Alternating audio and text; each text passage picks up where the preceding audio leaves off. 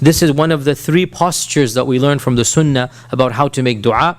The most common posture is to put your hands out like this, straight out like this. This is the most common posture, right? And I have said many, many times, the palms have to be outwards and not inwards. This is the biggest mistake people make, is they make it inwards. And the Prophet explicitly said, do not ask Allah from the backs of your palms. Ask Allah from the inside of your palms. We don't ask Allah like this. We ask Allah like this. The palms have to be open. This is the most common way. Sometimes the Prophet would make dua by simply raising a finger.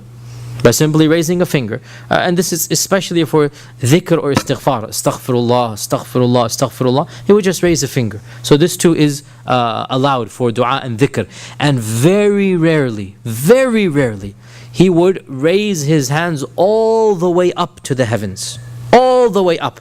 And when you raise your hands up, you don't have your palms facing down. You literally have them facing up like this. So the palms are now facing outwards and up. Now you cannot do this and go up, right? So he would have his hands upwards, and the palms are again out, because you always ask Allah with the outward of your palms. So your hands are facing up and you're making dua to Allah subhanahu wa ta'ala. And on this occasion, it is also allowed to raise your head up to the heavens as well. Otherwise, in salah, you never raise your eyes up. In salah, you never raise your eyes.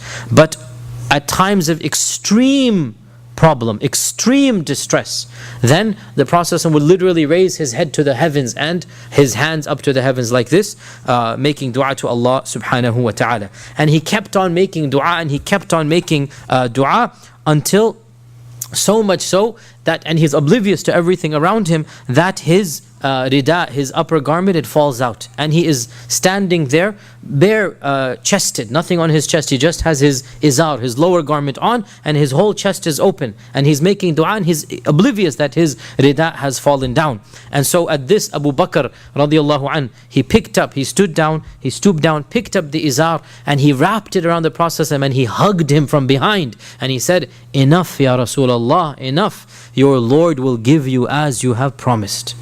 Your Lord will give you as you have promised. When the Prophet ﷺ went into his trance, which means that wahi is coming, right? So literally, as soon as he lowers his hands, Allah's response comes, right? And this goes back to the hadith in Abu Dawood, that the Prophet ﷺ said that when Allah's servant raises his hands up, Allah is embarrassed that those hands come back without putting something in them, right? Allah is embarrassed. The word used is hayi, shy. Allah is shy. You know, just like when a beggar comes to one of us, he keeps on begging, you just feel shy. Come on, let me just give him something, right?